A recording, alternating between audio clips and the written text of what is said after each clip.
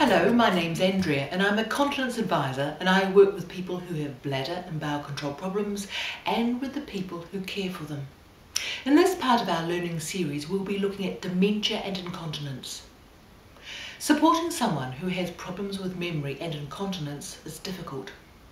A person with dementia may be also affected by other causes of incontinence, such as medication side effects, urinary tract infections, constipation, and age-related factors such as an enlarged prostate for men and the effects of childbirth in the case of women.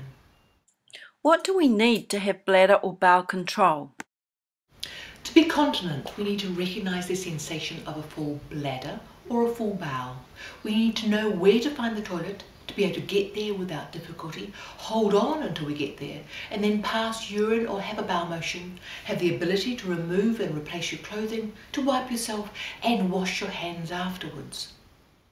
How often do we normally go to the toilet? We normally pass urine every 3, 4 or 5 hours during the daytime and perhaps once at night. Normal bowel function ranges from anything from 3 times a day through to every 3rd day. The key is it should be regular, it should be soft, and you shouldn't need to push to pass a bowel motion. The best time we move our bowels is either first thing in the morning or 15 to 20 minutes after a main meal. Why do people with dementia become incontinent?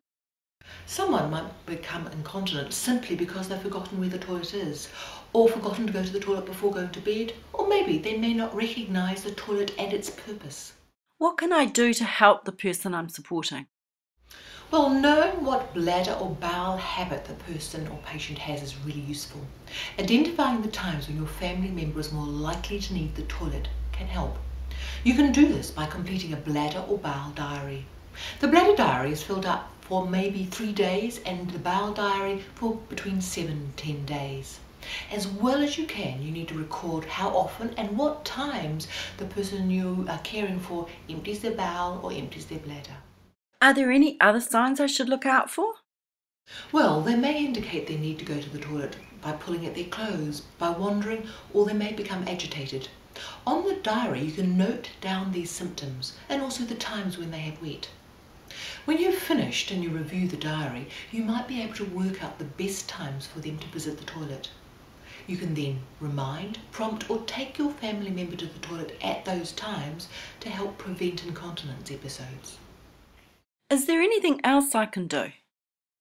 Well, remember to make toileting part of your bedtime and morning routines.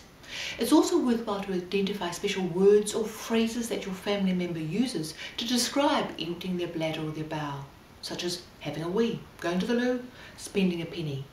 Remember to tell others helping with caring about these turns of phrases so everyone recognises the opportunities to take your family member to the toilet and thus preventing unnecessary accidents.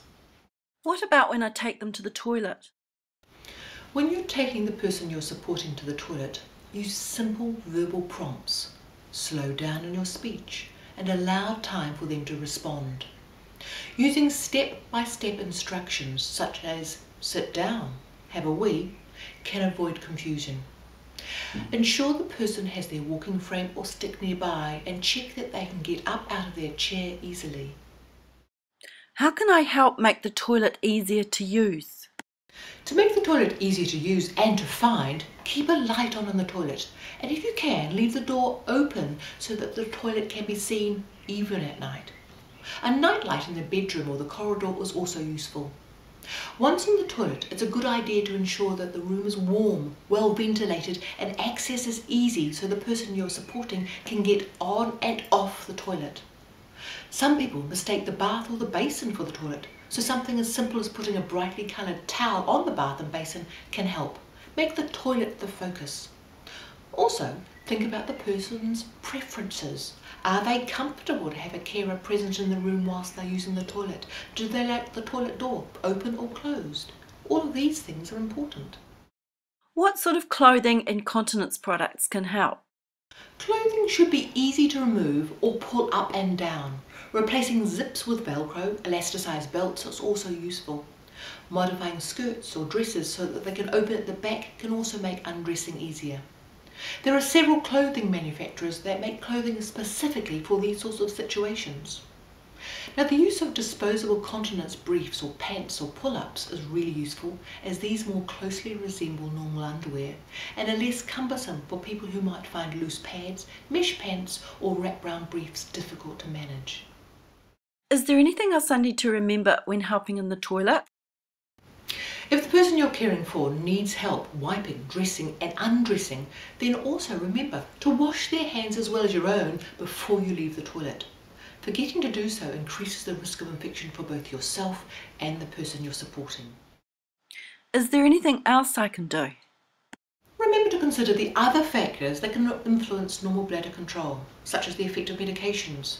For example, diuretics, which are given to remove excess fluid from the body, can give a person urinary urgency for a few hours after taking them.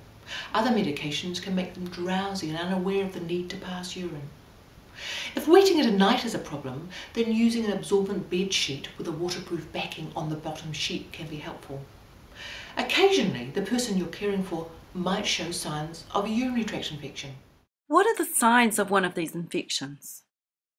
The signs of a urinary tract infection might include increased urge to pass urine, discomfort passing urine, temperature greater than 38 degrees or chills, loss of appetite or even an increased confusion. If you're concerned, talk to your doctor or nurse and they might be able to arrange a urine test and possible antibiotic treatment. I hope this segment of our Managing Continence at Home series has been useful. If you have any questions, please ring the National Continence Association helpline Monday through to Friday during business hours on 0800 650 659. Thank you for joining us at Caring at Home.